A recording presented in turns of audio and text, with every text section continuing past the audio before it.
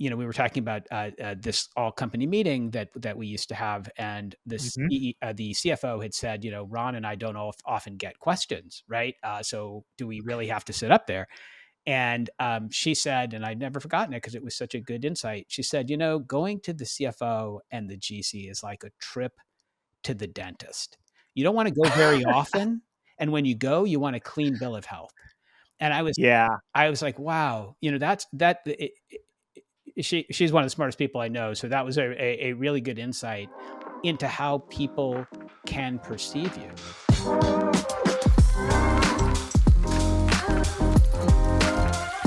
How do you help one of Silicon Valley's most iconic companies, Yahoo, navigate years of change, stay engaged over almost 2 decades there, and make the move to health tech when you're ready for something new?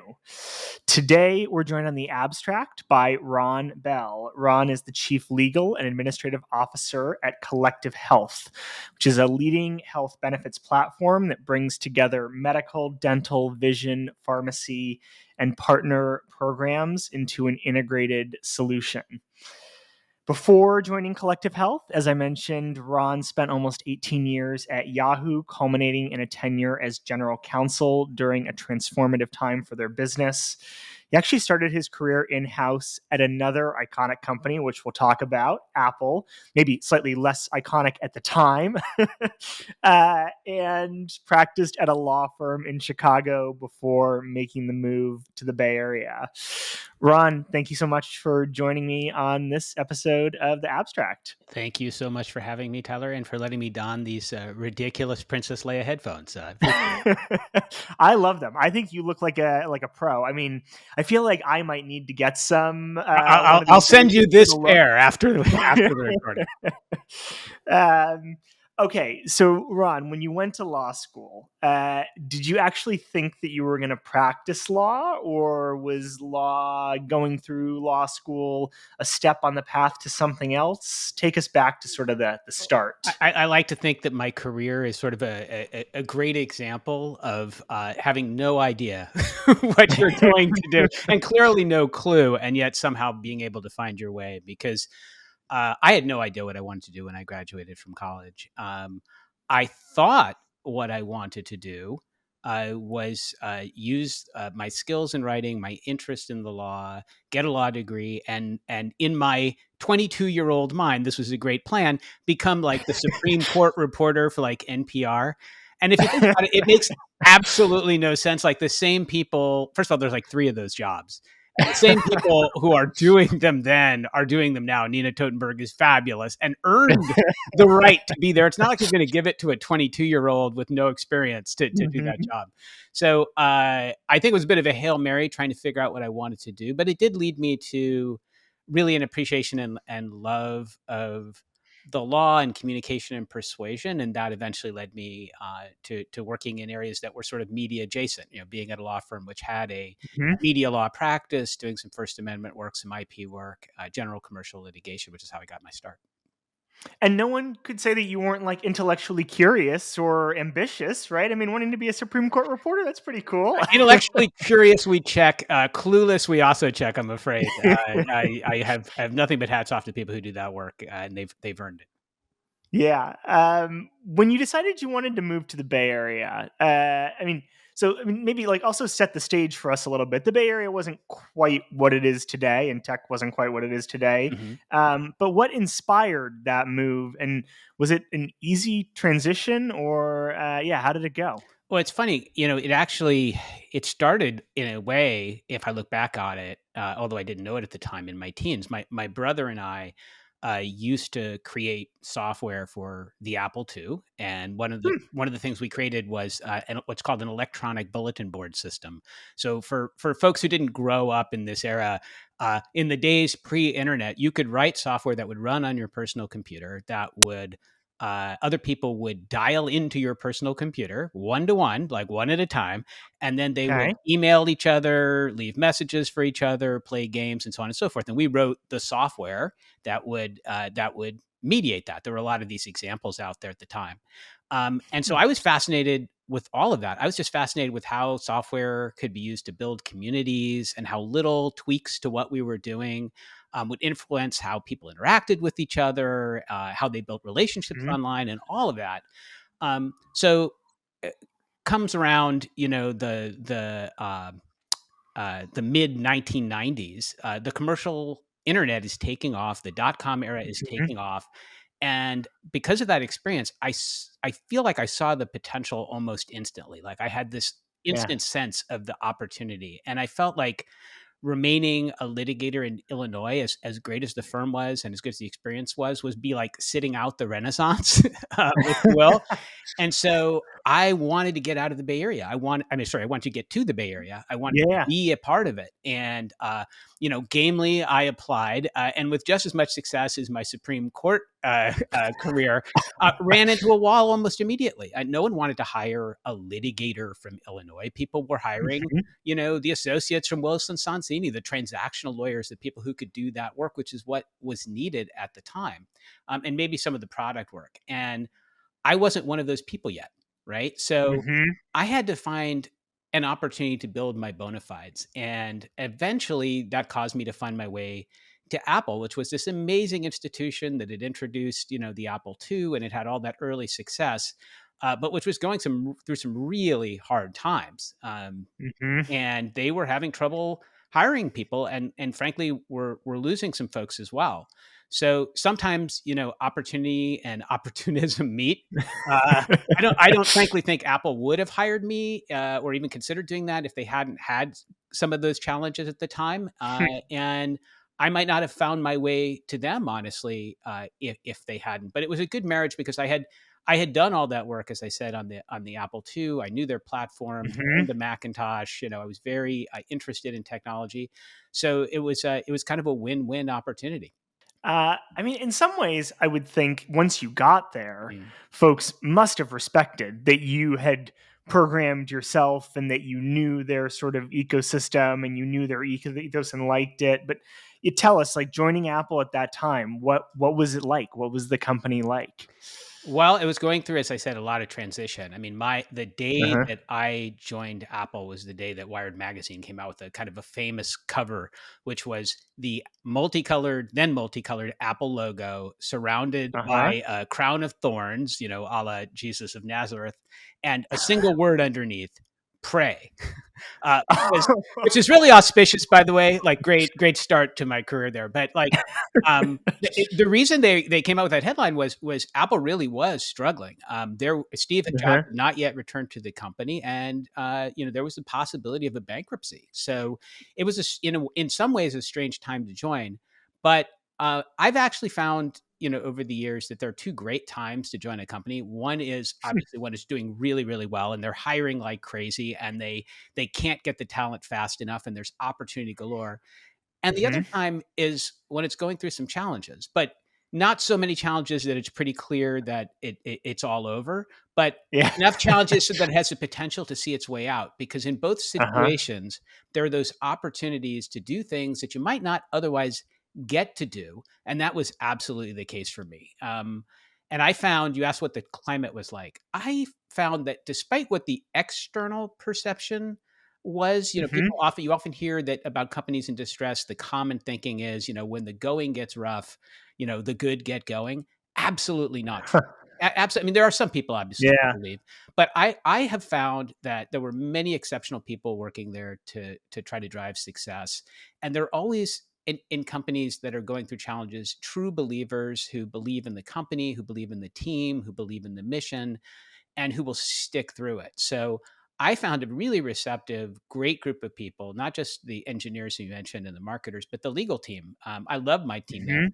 I love the mission of the company. I love the idea of sort of building the world's best, and then personal computers, because the iPhone hadn't come out yet. Uh-huh. And it was I couldn't have asked for a better place to work or to get that experience early on, because I got to work on the first flat panel display in the U.S., which was an Apple product. I Huh. got to work on the iBook, which was the follow-on to the iMac, which is the Uh-huh. laptop. Which was one of the first computers with Wi-Fi in it. So just an amazing chance to be at a company just beginning its transformation, but also to watch Steve Jobs' return and the energy that he brought to that. And of course, I'm recording this on a MacBook Air with an iPhone in my pocket, glancing down at an iPad here or there for the script, right? And in 1997, or when I was there, you could not possibly really confidently have predicted that. In fact, the laptop division was in some ways the biggest struggle for Apple, because one of their key markets was education, and laptops are not cheap. So everyone would buy Sure. the IBM PC, but that migration eventually to Unix based operating systems and so on and so forth helped them to build credibility and grow that business. And so now Apple laptops are bestseller. And Yeah. I'm doing the same here, and always have. I've always been Okay, so you talk about joining companies at like maybe two different stages in their life cycle. Mhm. When you decided to leave Apple and join Yahoo, where was Yahoo? And can you tell us sort of the story of how you got there and interviewed for the job and got the gig? Yeah. So Yahoo, when I eventually joined in 1999, was one of the hottest companies in the world. It was one of the fastest growing internet companies. It had an international brand. It had brought news, sports, weather, finance, message boards, auctions, instant messaging, email at a scale that we hadn't really previously seen, right? To the Mhm. masses. And so everybody wanted to work there. It was the company. Maybe OpenAI would come close today, but even then, not Sure. maybe as broad as the offerings. So I totally wanted to go there. I saw it as the union of three of my longtime passions, technology, which I mentioned, Hmm. media, and law. And I thought working in that legal department was going to be a dream come true. I was lucky enough to get an interview, and in keeping with the theme of this, which is if he can do it, you can too. I I think I started my interview with the worst interview ever given in the history of American law. I mean, it's possible. I came in, I was over prepared. I'd really done a lot of work to get ready because I really wanted the Hmm. job. But I got there and I was so nervous I'd psych myself out. And I walked in and I was, just because I was tense, I was hunching over a little bit. And, Uh-huh. my voice was getting very, kind of high pitched and squeaky. And I literally turned into Steve Urkel, like while I was talking. And I found myself saying these ridiculous things like, the job would afford me the opportunity to master the discipline. Like, who talks like that? And so, like, halfway through the interview, I wanted to show myself out, and I looked over at the interview, and I had the disturbing interviewer and disturbing sense that he wanted to do the same. And somewhere, I don't know where it came from, I just looked at him and I said, "Hey, can we just cut through the interview BS, and I'll tell you why I really want to work here?" And he just looked at me like, well, okay, things at least got interesting for a moment. And I said, "I believe this company and this technology are gonna change the world, and I wanna be a part of it. And I've been doing all this work to get ready, and I think you've got some amazing things that you're doing, but I think you could do them better." And he said, "Really? Like, how?" And there followed about an hour and a half of just whiteboarding and talking about stuff, and, uh, Wow. I felt like, I don't know how to put it, but I felt, Tyler, like I had suddenly come home. It was like all of my passions were suddenly like right there unified, and a chance Hmm. to work for this amazing place that was transforming the world at the time. And a week or two later, I got a call and an offer to join, and it was like getting a golden ticket to visit Willy Wonka. Yeah. Wow, I'm going to own a chocolate factory, right? I'm going to make chocolate. It was amazing. It was amazing.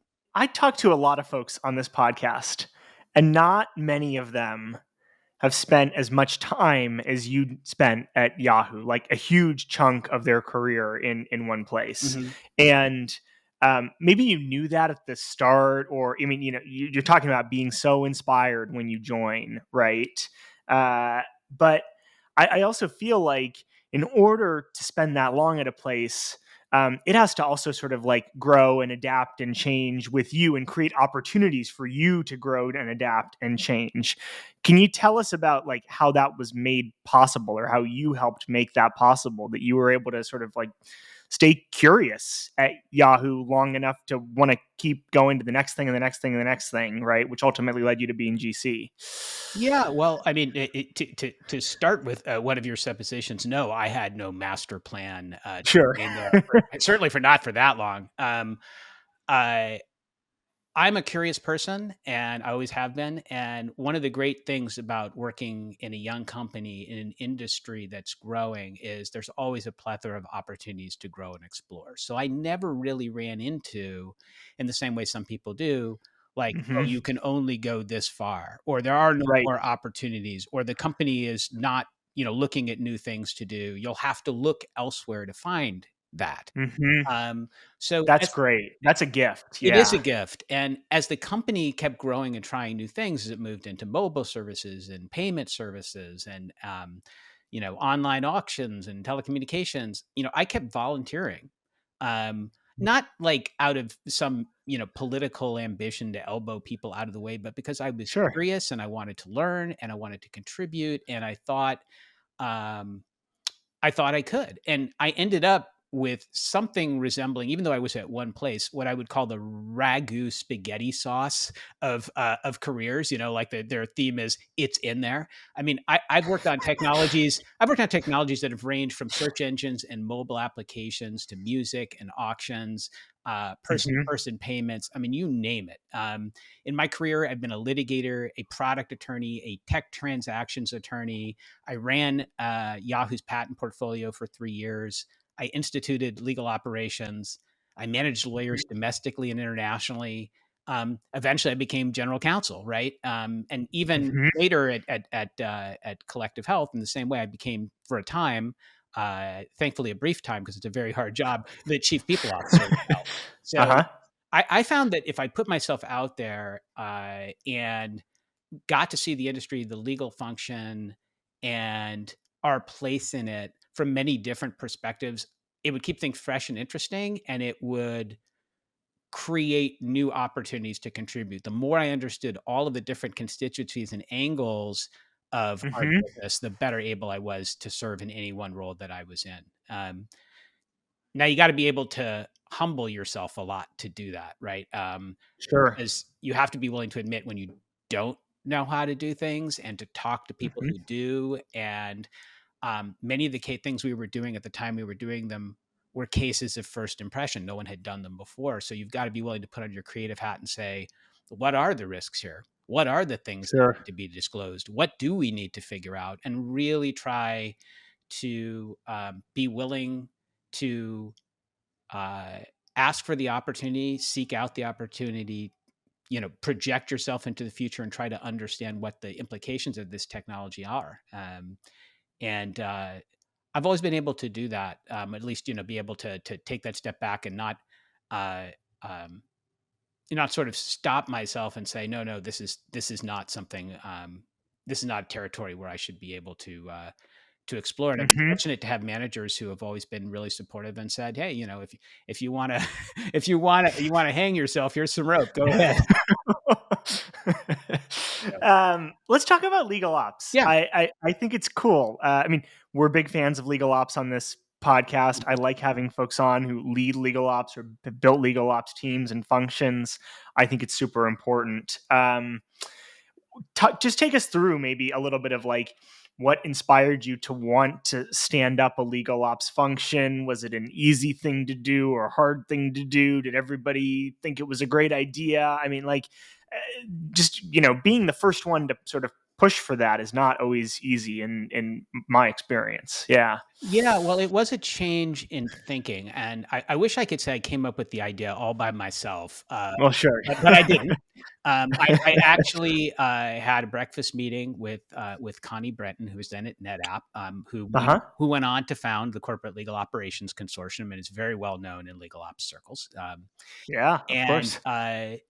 she was like, "I think there's going to be this new opportunity for companies to develop this type of expertise and really run legal like a business." And I could just see that she was right. I mean, it was instantly obvious, even though I hadn't thought of it as I listened to her, that we should be one of the first companies to do that. And Mhm.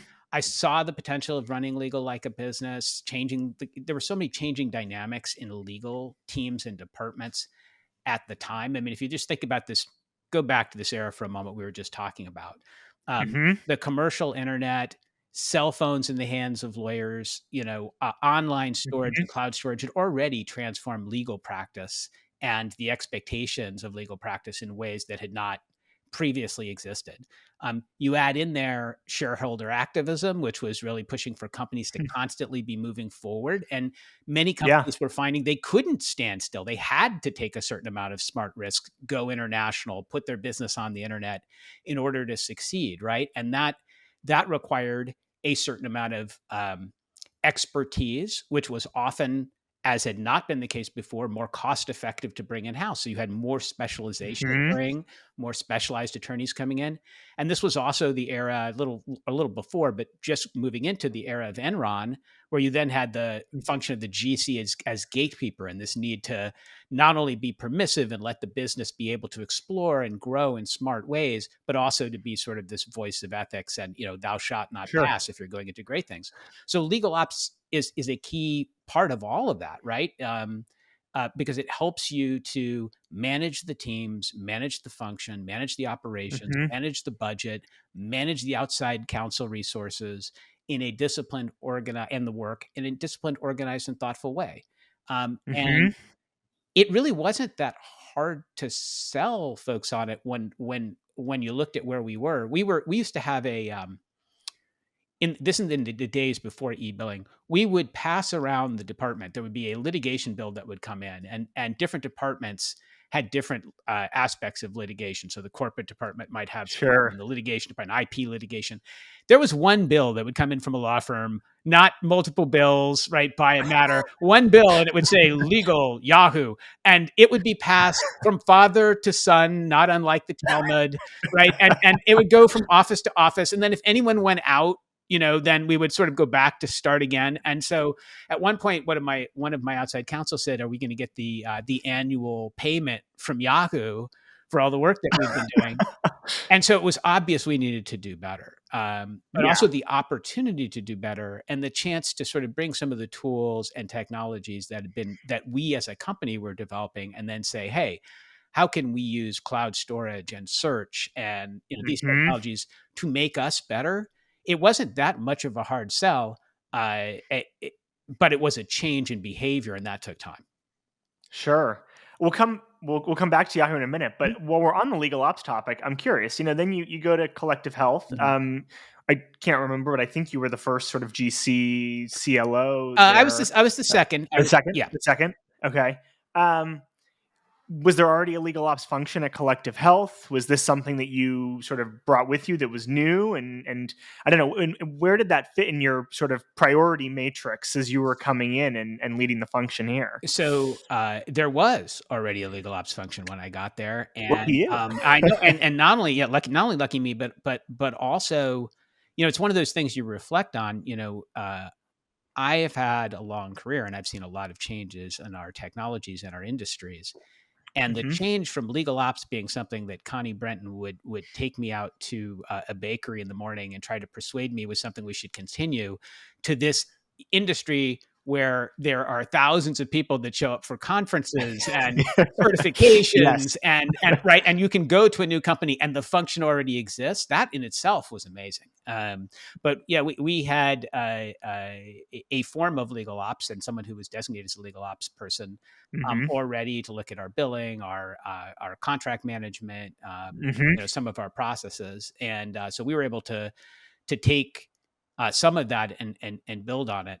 I think we have focused a little bit more on some of the necessary attorney side skill sets that we needed to fill in our department Hmm. over the last couple of years, but it's never far from our minds.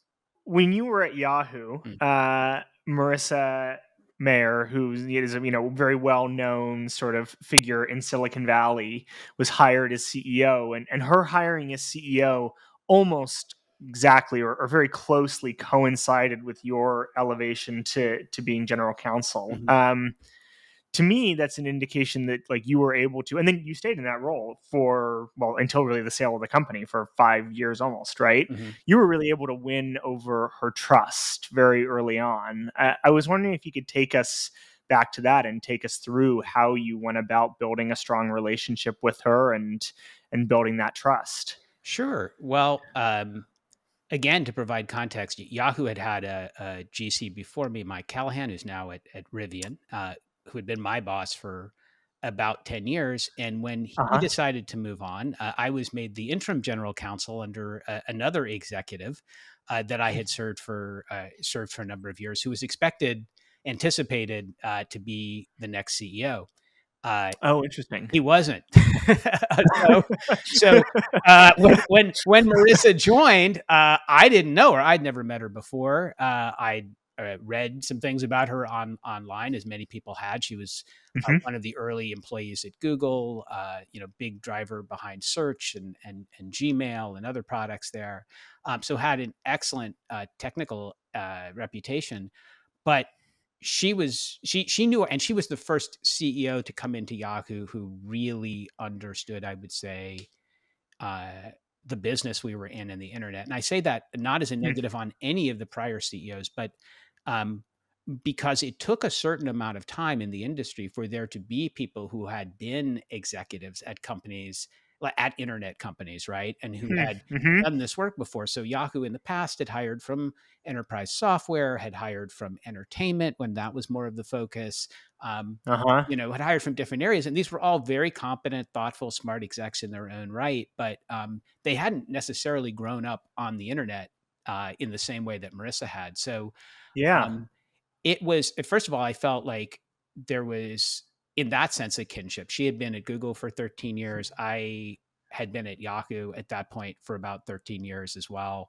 Um, and I thought that what she most needed was somebody who understood the teams, understood the company's business, understood the industry, and was interested in understanding her vision and helping to make it a reality and provide some color on things that she didn't know. For example, how have we done things before and why? Right? What are some of the Yes. what are some of the cultural norms around here and why? Right? And you can Hmm. decide to change those things, but it's super helpful to know about them.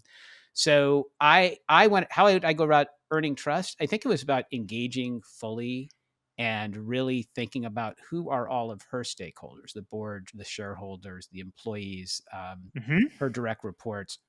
As these issues are coming up, new issues are coming up, how can I be a partner to her in helping her think through how she can best not only make use of those resources, but also communicate to them, Hmm. set expectations.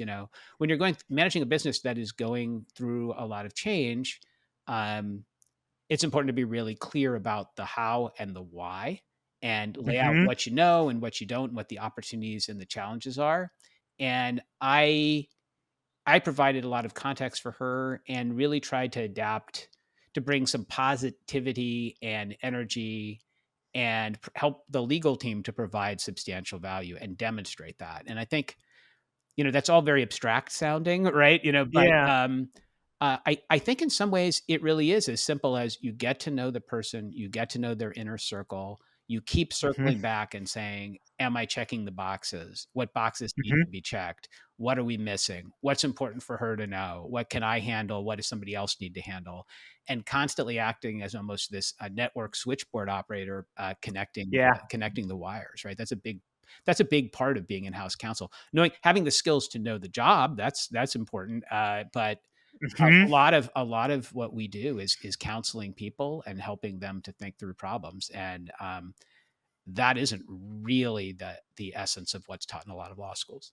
I mean, absolutely. To your second point there, that like in-house counsel or legal functions more broadly oftentimes sit in a at the center of a lot of different functions and are able to identify problems other people can't see, The other thing that your comments sparked for me, though, or maybe this is obvious, but it's that, when CEOs come into businesses, or CEOs start businesses and run businesses, they also are responding to a bunch of incentives and a bunch of different stakeholders. They're not sort of like, they have their vision and they're on high, and you just have to win them over individually, right? Like, they're actually sitting amongst a bunch of other people facing, as you say, right? Like, it's a public company. They've got shareholders. There's pressures there. The board and the independent directors might have different ideas about where the business should go.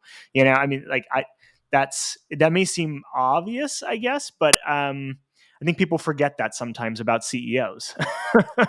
It is a hard job, and I think one of the things that my experience at Yahoo in different roles before this, right, being the Mm-hmm. product person for a while and a product lawyer and a transactional lawyer had done is help me to think about what those stakeholders were and to see Mm-hmm. how things worked or didn't work, and Yeah. what was important. And so it was in a way, one of the things that I always try to do now very naturally is just think about who are the stakeholders for any decision, who needs to know, be informed, how can I connect the dots, what do they need to have on their radar.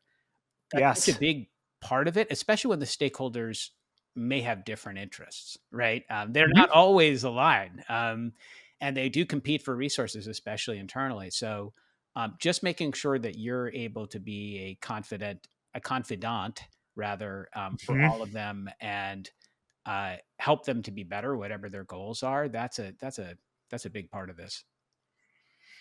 We've referenced, both of us, sort of, that this was a very transformative time for Yahoo, that 5 or so years. Mm. Parts of the product were discontinued or sold off. Tumblr was acquired by Yahoo. Ultimately, the business was sold to Verizon and became Oath.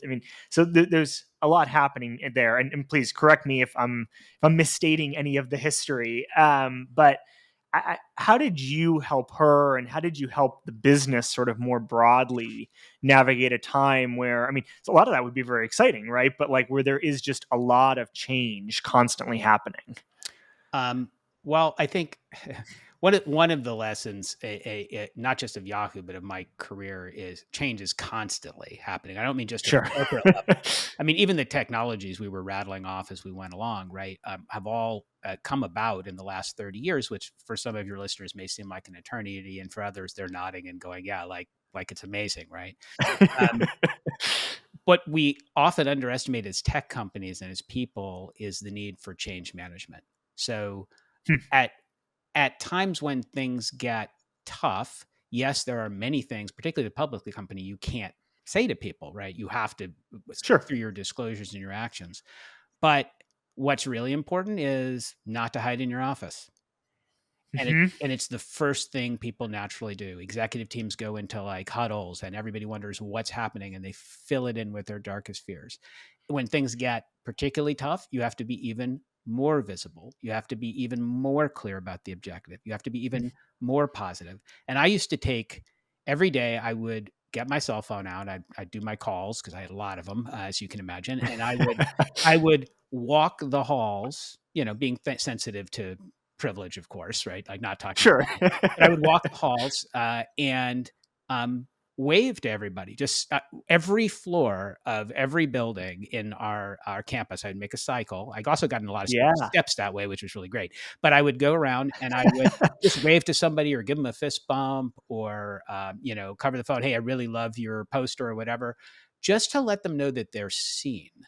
Right? Because whether Hmm. you're answering all the questions or not, they want to know their leaders are out there. They want to know that they're seen. They want to know that they're on your mind in some way. Right? And Hmm. for my team, I would make a particular effort to spend that time on the floor and go around, because even if Hmm. people weren't meeting with me, I wanted them to know I was there, to know that I was working hard, to know that I appreciated them and could see them, so that even if I didn't Hmm. have all of the answers that they wanted, where's the company going? Will it be sold? What is the board going to do? I, Yeah.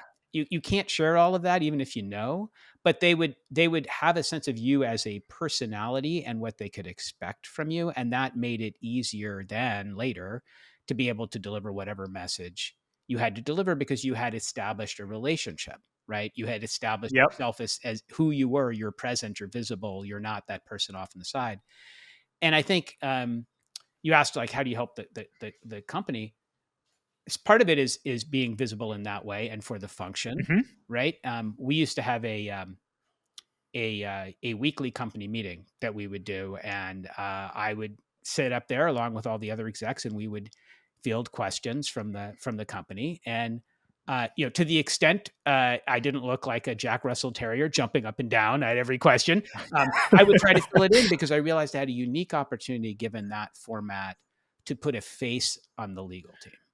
Right? Uh-huh. To put a face on the efforts that we were making legally, to explain context, and thereby hopefully to ease people's minds. But even if it didn't ease their minds, make legal approachable and accessible. And Hmm.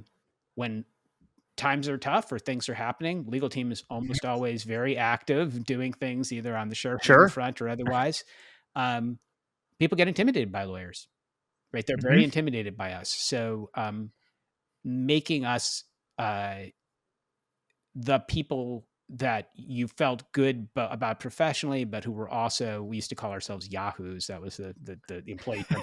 We were also great Yahoos and culture carriers, and engaged in everything, and visible, and truth tellers, and authentic. That's not often the brand of legal teams. People tend to think of them as a little bit more cloistered, but Uh-huh. we really felt that was a really important thing, and I think it was in many ways what has got us through some, as you said, some real challenges. Our CFO used to say to me, one of the things that really struck him when he came to the company was how resilient the employees were, how much they had been through, and how they Hmm. would adapt to change. But he always added, nobody sets out to commit an act of resilience. And so, while you're doing that, you have to be respectful of the fact that this is tough. People have their livelihoods, their families, there's so much involved in it, Hmm. and they want to believe. And so you have to help them believe. I loved that first thought around like getting out of your office, walking around, demonstrating not blind sort of positivity, but demonstrating that you're there and you're present and you see people and, hey, how's your day going? If you don't see other execs doing that or members of your team doing that, I mean, to what extent do you feel like, as either a general counsel or just as a member of the leadership team, it's your responsibility to coach that a little bit or encourage more of that? Yeah. Yeah, well, I think as a member of the leadership team, you owe your colleagues, candor, right? So if Sure. you see an opportunity, share it, probably in private, not in a big public Yeah. executive Sure. way. Yeah. Yeah. Right. And same, right? Like the same back. Like if we're messing up, I expect that one of them will call me and say, "Hey, I'd like to see something different." Um, because you're not just leaders of the function, you're also leaders of the company, right? And so Hmm. that component is important. But even whether it's leader to leader, or I had one direct report um, who was very, very frustrated because he would get these, we would do these version of culture reports, right? And one of the things that people would write in on his survey was that they thought he was inaccessible. And he was like, "I'm not inaccessible. I have an open door policy. I tell people to come see me all the time." Right. So I thought I would try to help him with that. So, I went by his office, and yeah, he had an open door policy, except the door was closed. He liked to work. He liked to work with the door closed. And inevitably, when people would come there, they would Yeah. see the door closed and they would think, "I'm not going to bother." Right. He's probably on something, blah, blah, blah. Right. So even though he's just closing the door so he can get something done. And and I was like, "Why don't you leave the door open, or put a little thing, please come in on the door." All Please right. knock. Please not, yeah, please knock, or please come in, Yeah. whatever, just crack the door. Changed everything for him. And Huh. it's little things, right? Because when you're in a position of authority power, whether you're the general counsel or the CEO or whatnot, people always Uh-huh. react to position power. in some way. And that's an opportunity in some ways because you can, yes, Mhm. make things happen or tell people to do things. It can also be a liability because people may not tell you things. They may not ask you things that they want to ask you, Yes. that they need to ask you, that they want more than anything to know.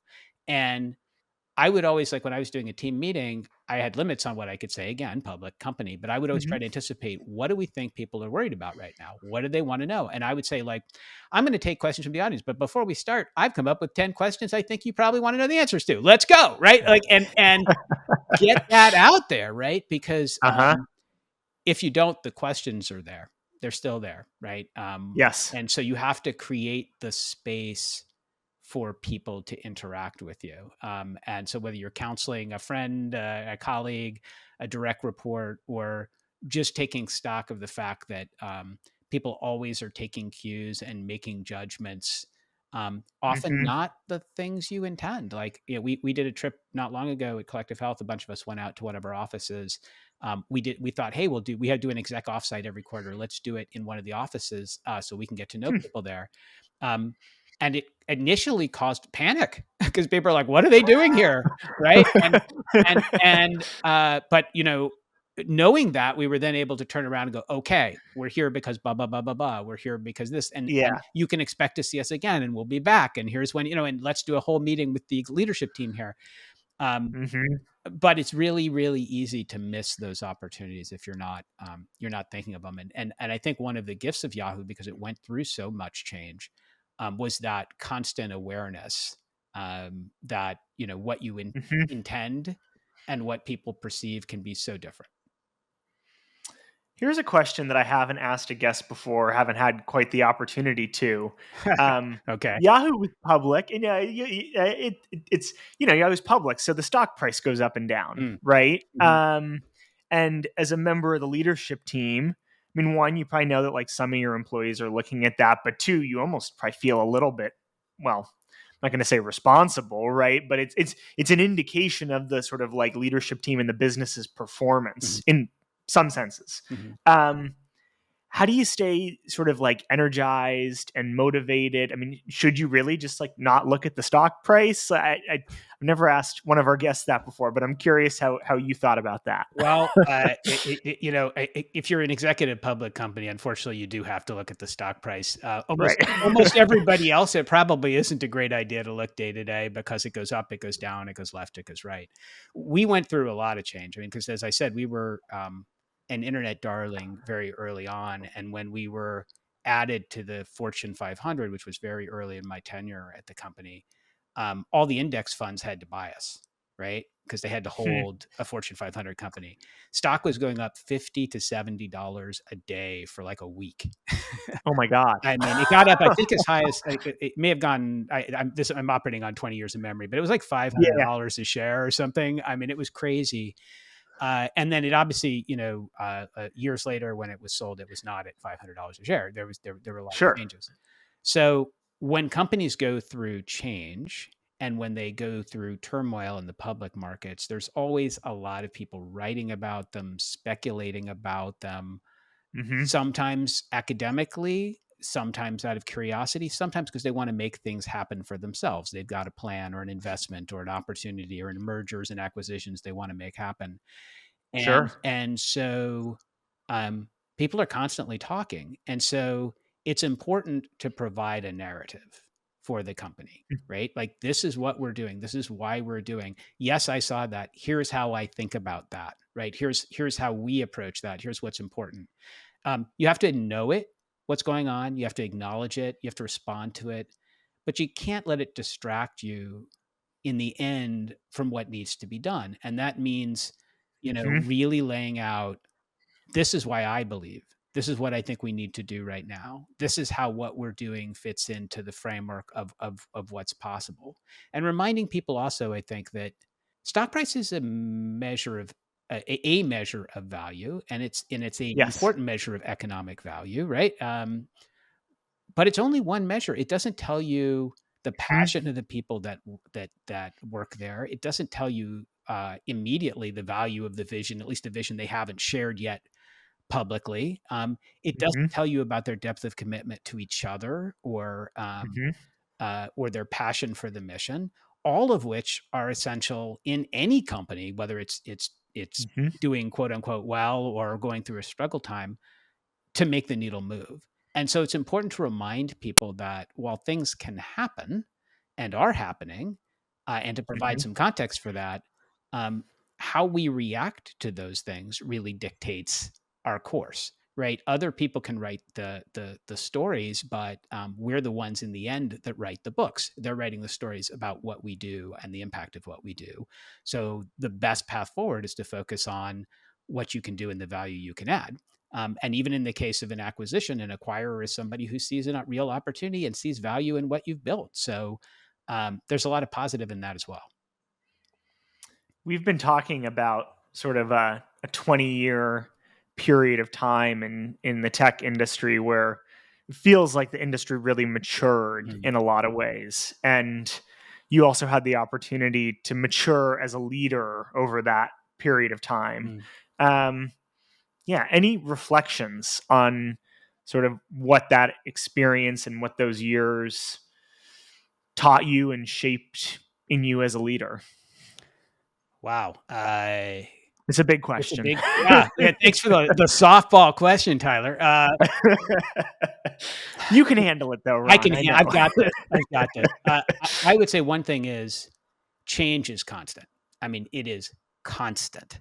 Uh, Hmm. many of the companies that I worked for, at least two of them, didn't exist when I graduated from law school, right? Some of the technologies Uh-huh. that have been fundamental to how we all interact, Wi-Fi, right? The Yeah. commercial internet, phones with applications on them didn't exist when I graduated from law school, didn't exist during my first job, didn't exist even in my second job and came around somewhere Hmm. in the middle. Um, the amount of change and the pace of change we have gone through as societies and as professionals over the past 20 or 30 years is really almost unprecedented. I use that term renaissance, but maybe even more so than that. And Hmm. um, that I typed my college application essays on an IBM Selectric. So what do I know? I what I've learned from that is a couple of things. The first is technology companies often have this vision, like they have this almost a messianic vision. If I build it, they will come. Great things will happen because I have built it, Yeah. and not always enough attention is spent to the human side of it. What are the consequences of this technology socially, Hmm. economically? What change in behavior has to happen for the new legal ops tool to be adopted, even though it is better and greater and so on and Sure. so forth? It means people have to change their pattern of behavior. And so I think one of the things that I've learned is you have to explain change, you have to contextualize it, you have to expect some resistance to it because there's always somebody who does that, especially in a legal team. Because man, we are great at finding all the flaws. Whatever your plan is, like there's always a lawyer who can point it out, and if they don't, somebody on the other side will, right? And you have to be flexible and adaptable. I think that my career hasn't been a straight line. I've done a lot of different things, and I've moved to a Hmm. lot of different opportunities and technologies. And I think that in many ways, looking back, it looks like this. Wow. You started as the lowest of the low guy, the 10th lawyer on the team. The like even took a demotion actually in my title to join Yahoo because they didn't have anybody yet at the level that I was at Apple. And it looks like a path, but only in Hmm. retrospect. Many times you can only Yes. connect the dots looking back, right? So I think the key to survival in tech is to be super adaptable, to expect the change, to contextualize change, and it sounds very Gandhi-esque, but more or less to be the change you want to see in the world. Um, you know, um, a lot of companies don't think about that, and I think it's often to their detriment. I think it's one reason that people have negative views of tech. Things haven't been. There may be very good reasons why companies need to collect X and Y data, but if they don't explain what those reasons Hmm. are and they don't make it clear that they're doing it, it undermines trust, and that's a big part Hmm. of it. When you decided to leave Yahoo, join Collective Health, Hmm. what motivated you to make the switch to to healthcare, and why did you feel that was right for your next act? Well, it was a couple of things. First of all, I knew the CEO. He had been Oh, one of my early clients at Yahoo, and he unlike me left and had a life and went on and did other things. So I kind of knew the one of the players. Um, More importantly, I love the mission. Like I love one of the things I loved about Yahoo, especially in the early days, was it seemed like there was this fertile open field and so much opportunity to build tools and technology that would transform how we communicate and interact and get mhm. information. Healthcare is a pretty well established field, but man, there's a lot of opportunity to do better. Oh, Anybody yeah. anybody who's gone through open enrollment and does not raise their hand and say that was a fabulous process, couldn't be changed. Let's do more of that, right? Or tried to get an insurance bill paid, right? Uh-huh. Or tried to take care of an elderly relative and realized how easy it is to fall between the cracks in the system. Um, so I felt a real passion intellectually for the mission. I also had a parent who had a series of healthcare poor healthcare experiences, unfortunately, Mm.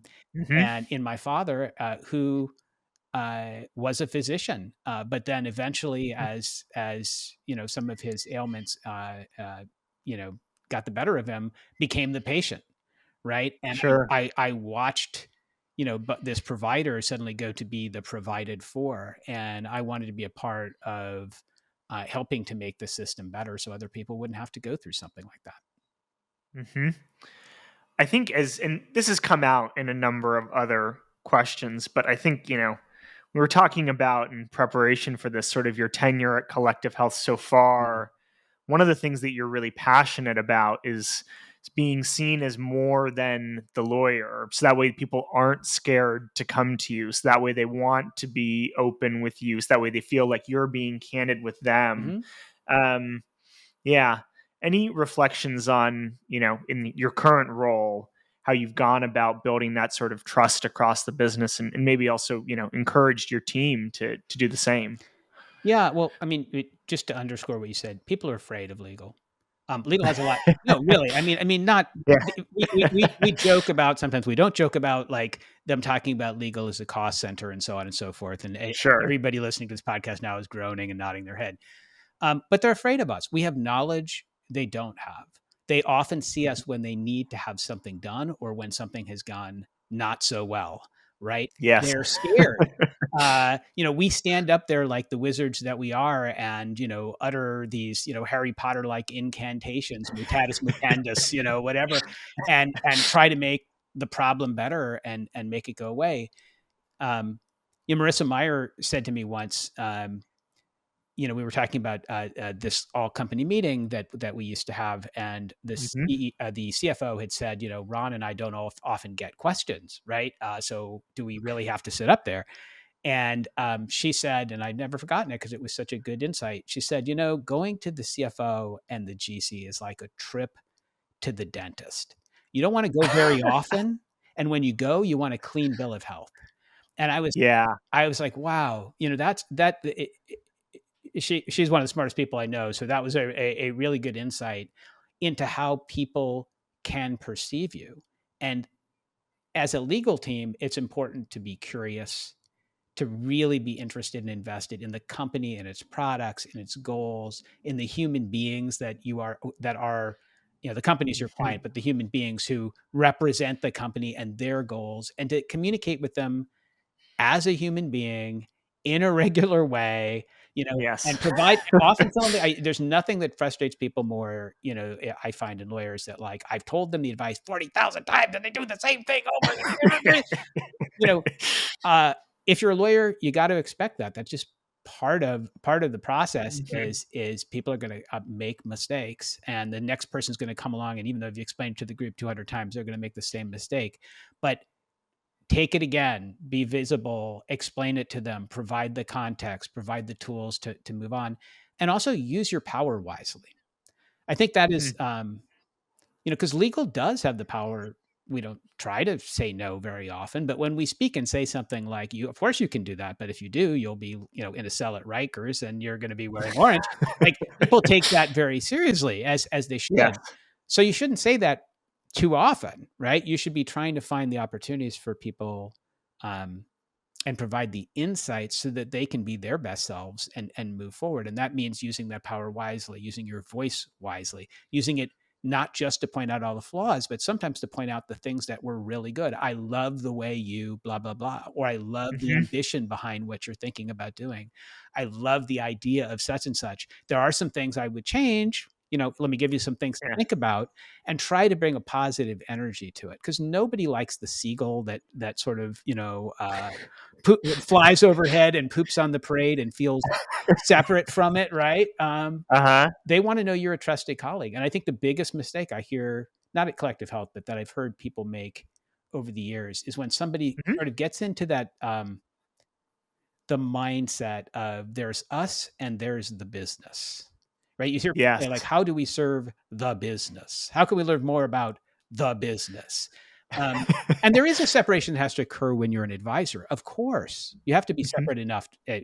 Privilege requires it, but you're also part of the business if you're in-house. And companies have choices. They don't have to have an in-house legal team. So if you're there, my friend Brian Martin at Nutanix likes to say, if you're there, you have to show the value. If the company was going to have an RFP tomorrow, why would your team win it? And how do you bring that value? So it's being someone they can communicate with, understanding and anticipating their needs, being visible, using that power wisely, and bringing a positive energy. And I think you also have to be the culture carrier. It's hard, but I think as a legal team, knowing that people are scared of you, you have got to be front and center in all the corporate events. You got to go there, right? I am the guy. This is very embarrassing, but I'm going to admit it on this podcast, so it's memorialized. We have a tradition at Collective Health that started some years ago, where an executive, who is usually me, will don a turkey costume and deliver an annual Thanksgiving message to the employees dressed as a ridiculous turkey. And I have no problem doing this, not because I want to embarrass my colleagues or my department or myself, which I've just succeeded in doing, but because, okay, the guy dressed like a turkey, he was out there. Now I can invite him to the meeting. He's a human being. And then you're a professional. Of course you're a professional. You're not like this, this isn't a stand-up. There's a real job to be done. But you can put a human face on it. You can show you're a part of the culture in the company. And that is incredibly empowering to all the real work, the real counseling, the real advice giving that has to be done. I love that. And you're clearly willing to take one for the team. Yeah, I definitely am. Now. I've got a few fun questions for you as we start to wrap up. The first is what your favorite part of your day-to-day is. Oh, there's no question. It's working with engineers and business people who are creative and passionate and committed to our mission at Collective Health, and who want to transform healthcare, and just seeing the energy that they bring, and the optimism and the positivity, and then turning it around and working with my team members and other team members to make those things a reality. I mean, one of the great things about being in-house is you're not just giving advice. The business of the company isn't like the business of a law firm, which is to give advice. It is to take that advice, right, and more or less productize it and make things happen. And there's nothing, I think, more satisfying than seeing the results of that process and knowing that you've contributed to it and you've made something better in the world. That's just an amazing, amazing feeling. The flip side, well, maybe not the flip side, but I think this is a funny one. Do you have a professional pet peeve? Oh man, we could spend an entire podcast on professional pet peeve. I have to say, there is one that just comes to mind, and that is, besides, it's the intersection of dictation and autocorrect, where you're dictating to the phone and you're trying to, but then autocorrect is kicking in. And I have this great story that it illustrates this.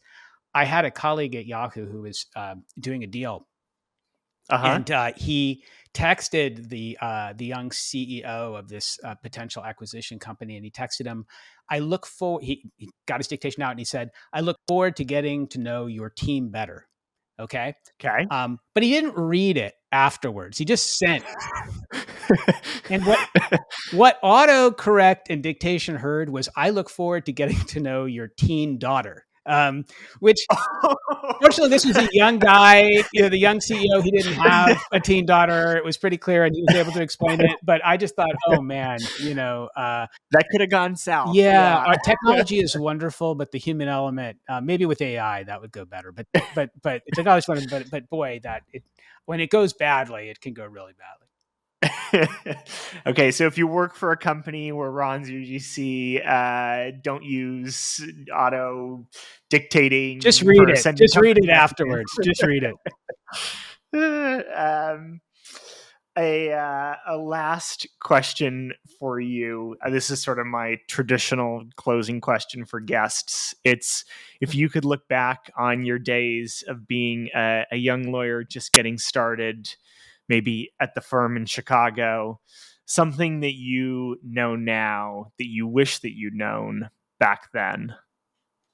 Well, I won't give you a skills-based one, because I think many of the lessons of the law come only with experience, right? You have to go through things, experience things to be able to advise them. You can't teach them. And you need the perspective to do that. But I think that the thing that stands out to me, honestly, if I could go back, I was always trying to find my way and always struggling with a little bit of imposter syndrome. I mean, you couldn't possibly not, having tried so many different things along the way, right? I was always, as I said, or very frequently in a role where I was having to learn and humble myself and learn what that meant, to be in that role or to be an attorney with that perspective. And that was hard. But if I could go back in a time machine right now to my younger self, what I would say is, if you do the things that you're passionate about and you stick with it and you make the best judgments you can at the time and you learn as much as you can from the mistakes along the way, inevitably you're going to build a life and a career that you're really passionate about, and where you can make a difference. Maybe you won't be a GC. Maybe you'll do something else. It doesn't really matter what it is. But if you can give yourself the freedom to take the chance and try those new things, the sky really is the limit. Most people place limits on themselves. I was always pretty good about not doing that, but that didn't mean that I didn't have a lot of those feelings. So if I could go back to my younger self, I would say, just do it, because as much as you have that anxiety sometimes about trying something new, and that fear born not just of malpractice, but also of letting other people down. There's nothing worse, I think, than meeting somebody, and we've all met people like this who say woulda, coulda, shoulda. There's nothing. Sure. There's no one that it's worse to be an imposter to than yourself. And so if I had advice for myself, I don't know that I would change too much along the way, but I would say, enjoy it, right? Enjoy it. Yeah. You're at this amazing time in these amazing companies with these amazing opportunities. And someday you'll be on a podcast with Tyler and he'll be asking you about them. So enjoy them as you go along. Well, it wasn't a podcast about what the Supreme Court's going to do next term, but hopefully. And I have no idea. I can honestly say I do not know. Ron, thank you so much. This has been a fantastic conversation. Anybody who's writing a book on Yahoo or sort of like the history of the internet should talk to you. This has been really great. Thank you so much for joining me today. And thank you for having me. And to all of our listeners, thanks so much for tuning in, and we hope to see you next time.